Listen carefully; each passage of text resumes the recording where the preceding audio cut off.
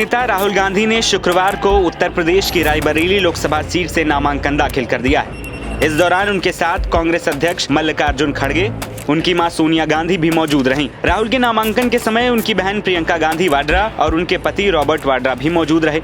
राहुल गांधी का मुकाबला इस सीट से बीजेपी के दिनेश प्रताप सिंह से है। दिनेश प्रताप 2019 में भी इसी सीट से मैदान में उतरे थे। कांग्रेस ने शुक्रवार सुबह ही रायबरेली और अमेठी सीटों के लिए अपने प्रत्याशियों के नाम का ऐलान कर दिया। जहां राहुल रायबरेली सीट से चुनाव लड़ रहे हैं, तो वहीं गांधी परिवार के गढ़ माने जाने वाली अमेठी सीट से किशोरी लाल शर्मा को टिकट दिया गया है। रायबरेली से सोनिया गांधी सांसद रह चुकी हैं। फिलहाल उनके राज्यसभा जाने के बाद ये सीट खाली हो गई थी। 2019 चुनाव में कांग्रेस को रायबरेली से जीत मिली थी, लेकिन राहुल को बीजेपी नेता और केंद्रीय मंत्री स्मृति ईरानी के हाथों अमेठी लोकसभा सीट से हार का सामना करना पड़ा था।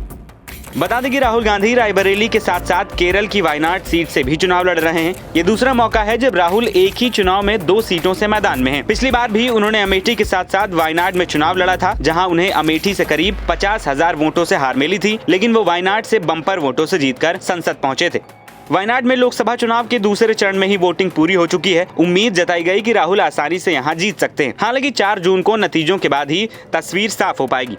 वहीं दूसरी ओर राहुल गांधी के अमेठी छोड़कर रायबरेली से चुनाव लड़ने पर बीजेपी कांग्रेस को आड़े हाथों ले रही है। यूपी सरकार में दोनों उप मुख्यमंत्रियों ने राहुल गांधी पर तंज कसा है।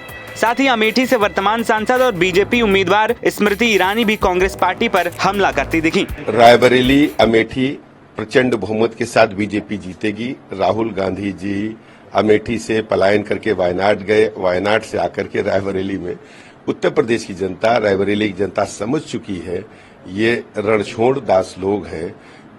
ऐसे लोगों को रायबरेली की जनता कभी स्वीकार नहीं करेगी। रायबरेली अमेठी सहित सभी 80 सीटों पर बीजेपी प्रचंड बहुमत के साथ जीतेगी। कांग्रेस में भी अंतरकलह है और रायबरेली भागने का मतलब है कि प्रियंका गांधी और राहुल गांधी के बीच में जंग ऐतिहासिक रूप से छिड़ चुकी है। मेहमानों का स्वागत है। हम लोग अतिथियों के स्वागत में कोई कसर छोड़ेंगे नहीं।